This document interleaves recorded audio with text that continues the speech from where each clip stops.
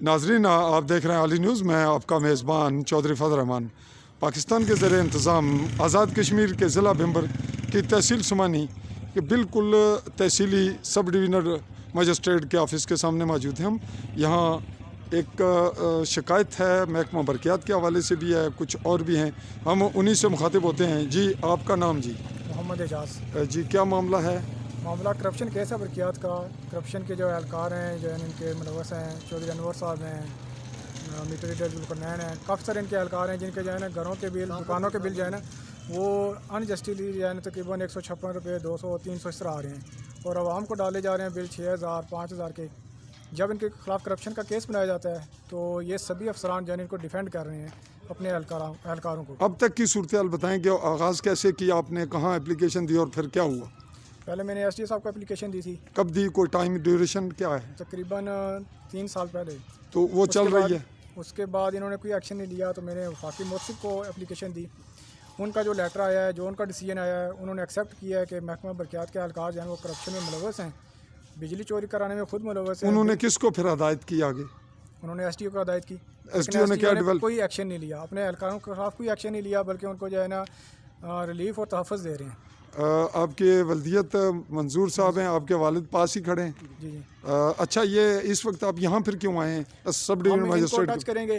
Next हमारा option जो है सिर्फ आर्मी रह गई है। हम आर्मी को टच करेंगे कि वो जो है ना शफाफ जो है इंक्वायरी करे इस केस की।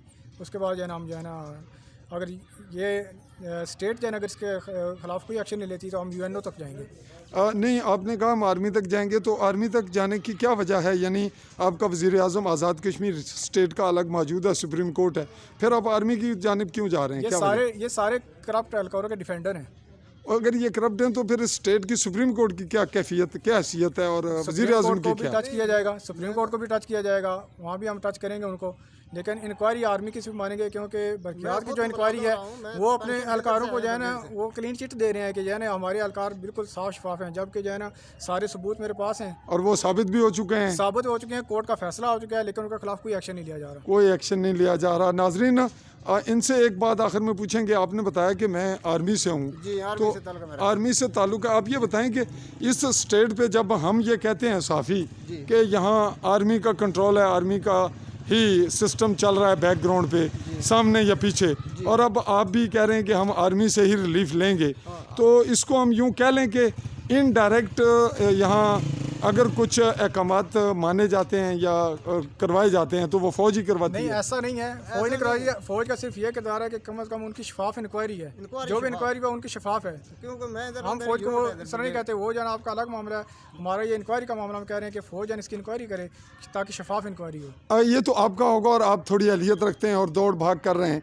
जो लोग फ़ौज तक अप्रोच नहीं करते, जिनकी जहानत हौसला इतना नहीं है, तो ये ओवरऑल तो पूरा सिस्टम करप्ट है। इसके लिए फ़ौज अगर क्यों दुरुस्त क्यों नहीं करेगी? वो सारे बेबस हैं इनके सामने जाए ना, वो सारे बेबस हैं। एक चक्कर दे रहा है कि फलां जगह जाएं, दूसरा लिख के देगा आप फलां जगह जाएं।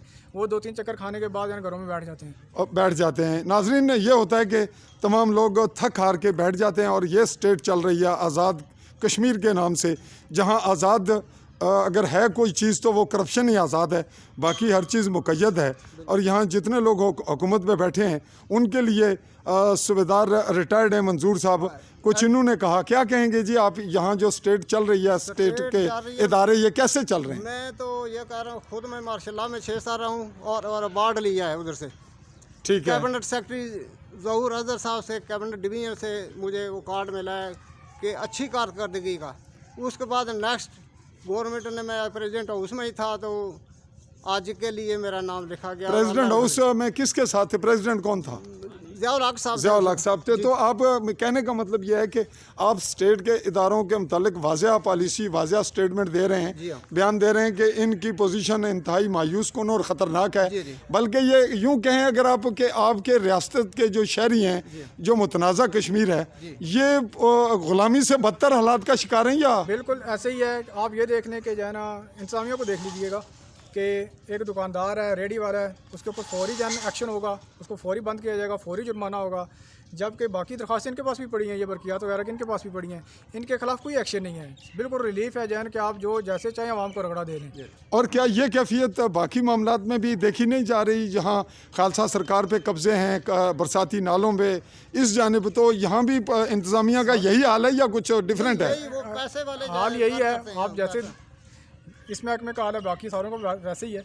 तो आपके पास मीडिया की पोजीशन क्या है? आज़ाद है, मैं भी मीडिया से हूँ, मीडिया वालों का क्या रोल है? वो मीडिया वालों का रोल ये है कि जो है वो पहले तहसीलदार साहब को या एसी साहब को फ़ोन करके पूछते हैं कि हम ये खबर लगाएं या ना लगाएं, ये अप्रूव करेंगे तो वो लगाएंगे, वरना वो नहीं लगाते।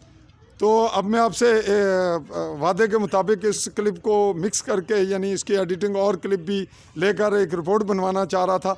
अगर आप इजाज़त बख्शें तो इस रिपोर्ट को चला देना इसलिए बेहतर है कि शौरी तौर पे लोगों में हिस्स पैदा हो, हौसला पैदा हो, और इसको चला दिया जाए ताकि अगली रिपोर्ट अलग बना ली जाए। ये चला दिया जाए, बल्कि मैं आपको इस केस की सारी डिटेल दूंगा, अदालती कार्रवाई की भी डिटेल दूंगा, और बाकी जो उसके लिए क्या किया है वो भी मैं आपको डिटेल दे दूंगा। जी नाजरीन, उसके लिए हम पूरी डिटेल लेकर आपको एक मुकम्मल रिपोर्ट देने की कोशिश करेंगे।